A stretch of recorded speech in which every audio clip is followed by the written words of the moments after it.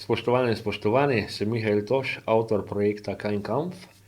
Smo v tednu šova, spominjamo se 2022 in tokratna tema je virtualna predstavitev judovske kulturne dediščine v Sloveniji. Za letošnje leto smo pripravili eno, imenujemo ga presenečenje oziroma zelo pomembno poglavje.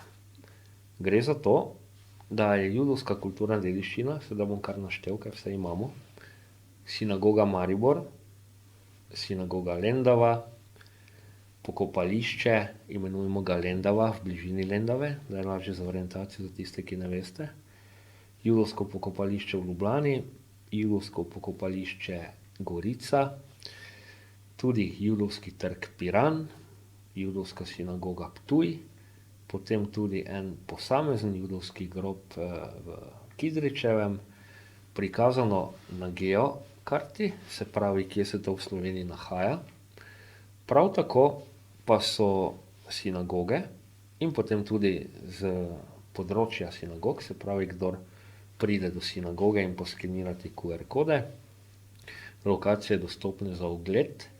Sinagoga Maribor, judovsko pokopališče Ljubljana, ta trenutek že v VR 360 tehniki, da pa ohranimo kontinuiteto, se pravi, moj koncept predstavljanja tematik z tega področja je korak po koraku, že zato, da vselej dvigujemo zavedanje in zavest, se pravi, ne publiciramo vsega naenkrat. Potem povedati želim, da v VR 360 tehniki potem sledi sinagoga Lendava, pokopališče Lendava in pokopališče Gorica v aprilskem roku publiciranja.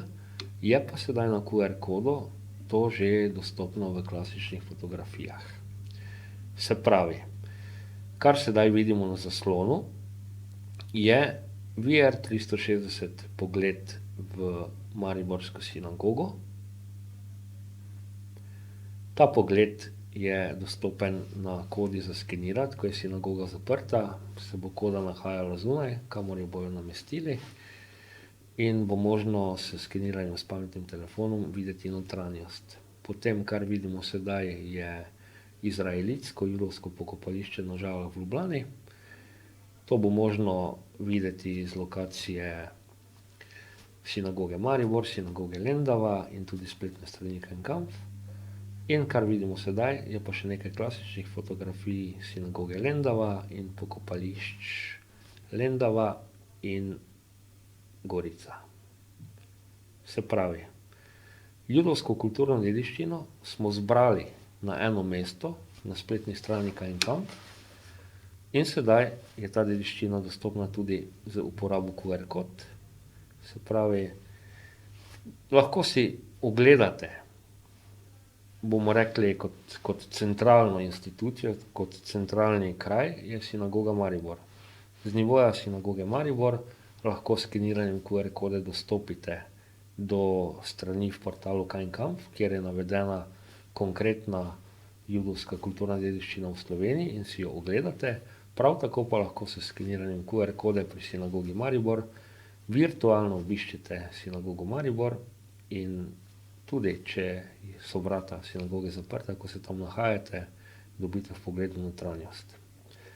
Projekt bomo seveda nadgrajevali in sproti dodajali osvežene fotografije, različne ambiente in potem tudi tako imenovane stolpersteine.